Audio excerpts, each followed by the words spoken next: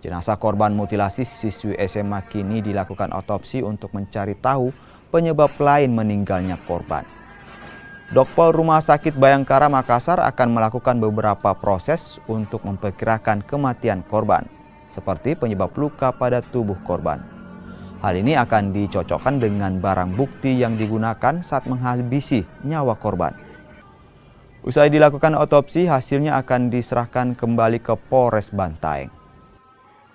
Perkembangan dari penyidik masih terus mengembangkan penyidikannya, mengembangkan keterangan dari saksi, pengembangan dari TKP juga. Untuk kami nanti fokus untuk otopsi, ya, setelah otopsi nanti kita bisa laporkan kembali sehingga nanti kita bisa arah simpulnya kemana kita bisa tentukan.